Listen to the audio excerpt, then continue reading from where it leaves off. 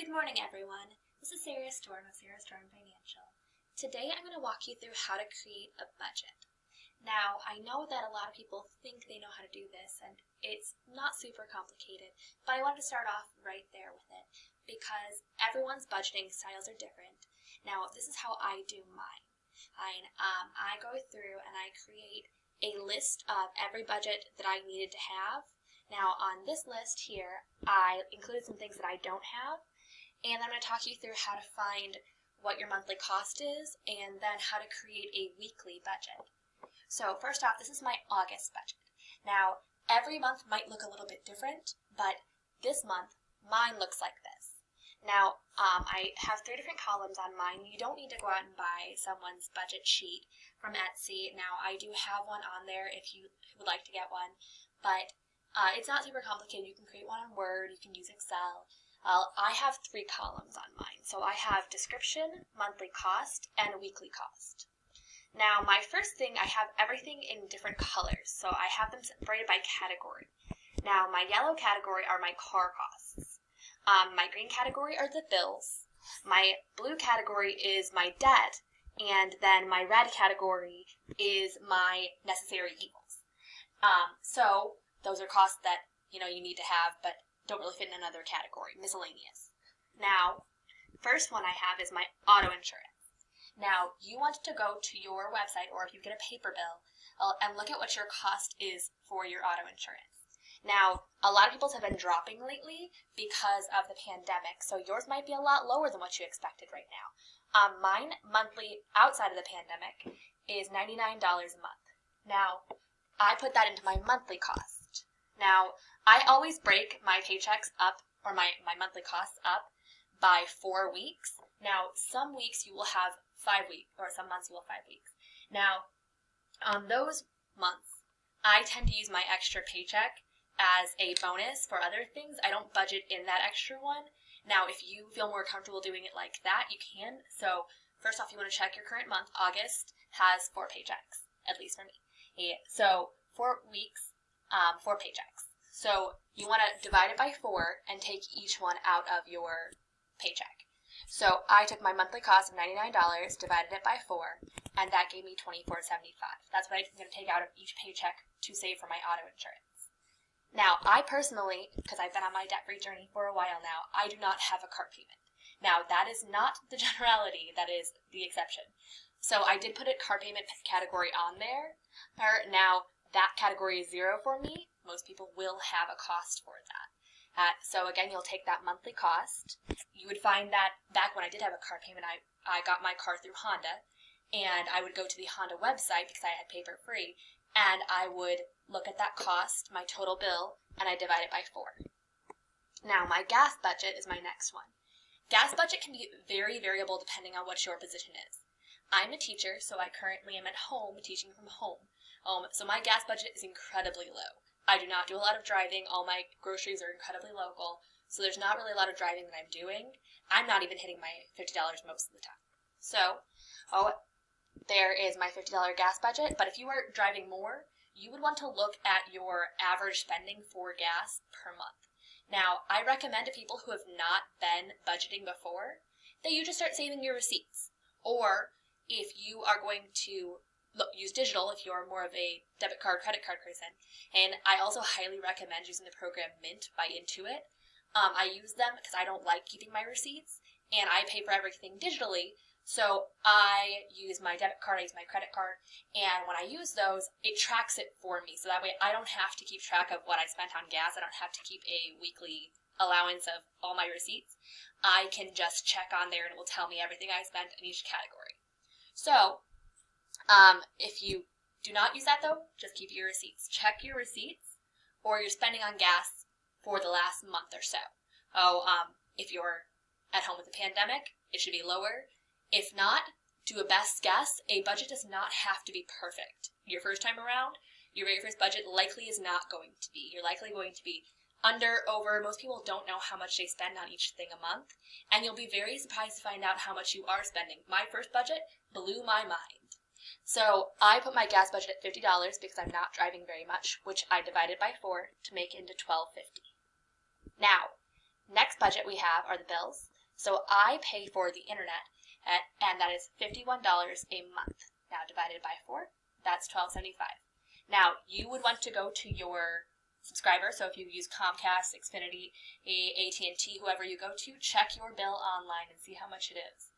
I would also highly recommend calling them to find out if they have any deals going on for your particular subscription package. Now, I personally found out that they have deals going on pretty regularly, so whenever your bill, you hit your 1 year, 2 years of service, whenever you hit that number, they'll actually start charging you full cost, but you can go in and get a new benefit deal that will bring you back down again. So I recommend very highly calling your internet subscriber and trying to figure out ways to save that money. Then my next one, cell phone. Now I am part of a plan with my fiance, so we both pay slightly different amount, but mine is currently $58.50 is my total amount because we share our data package. Now that's $14.63 if you divide it by 4. Now next one is natural gas bill. For that one, that was a little bit more difficult. So it depends on if you are living in a rental or if you are living in a home. I live in a home. I bought my house, so I live here and we pay all these bills. But if you don't pay every one of these bills, it's okay to just have a 0 in there. Now, my $50 gas budget comes from an average. So I've looked at my bills for natural gas for the last 12 months. And I add them all together, and then I divide it by 12. Now, your gas bill will go in cycles. So it will be higher and it will be lower, and it will go back and forth as you're using more gas or using less gas. So you can kind of assume that in a 12-year cycle that your budget's going to be pretty similar to what your usage is normally. So I budget $50 a month. Now, on cold months where we're using more gas to heat our house, our bill will be higher than that. But because I'm saving that $50 a month in the lower bill months, that keeps that money in my account so that when the bill gets higher, then I will have that extra money there. So that way my bill never goes over.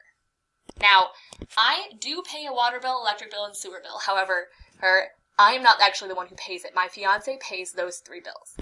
I do not. So we thought it would be easier when we were doing this to make it so that I pay for internet and gas and he pays for water, electric, and sewer.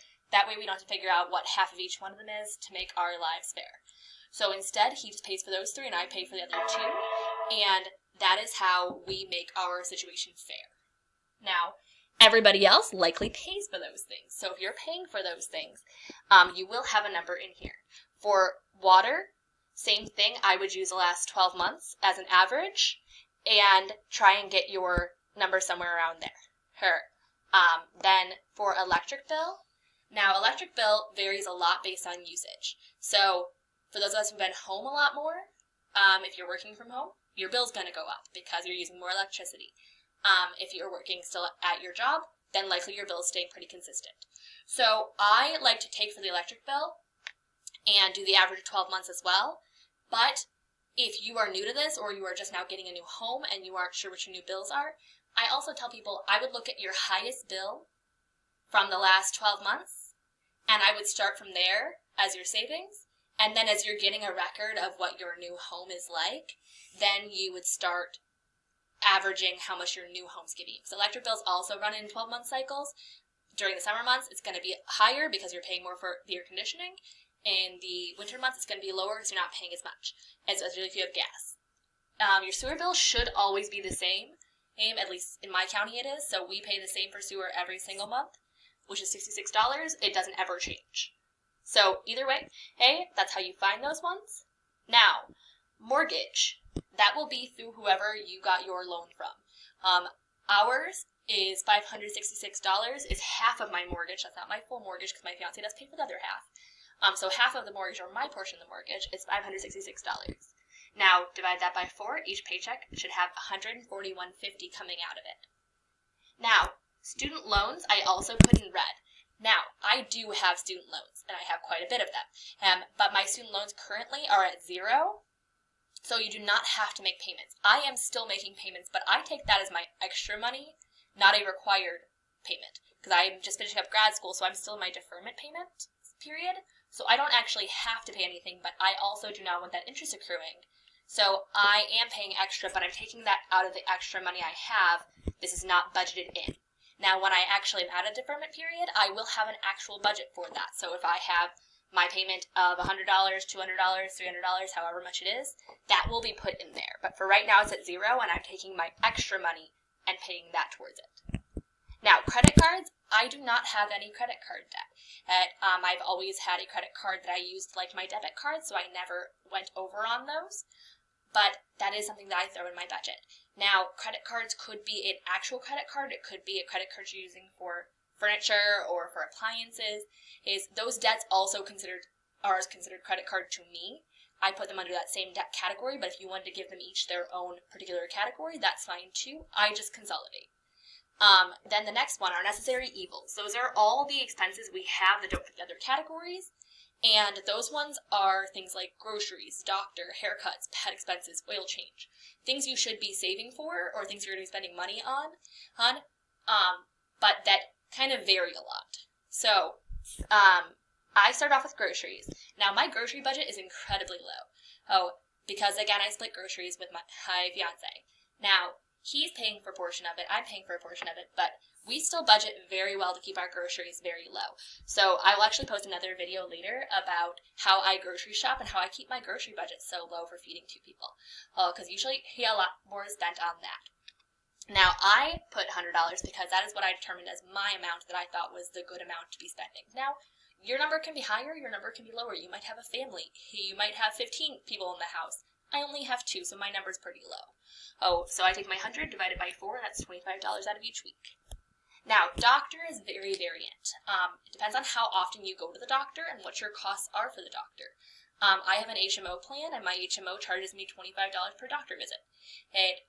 $35 for a specialist. I do not go every month, but frequently when I do go to the doctor, I get a prescription that goes along with it. And I put those 2 categories together, so if I go and I have a prescription that goes along with it, on average, my doctor visit's like $25, $35, and then my prescriptions are somewhere between $10, $15, $20.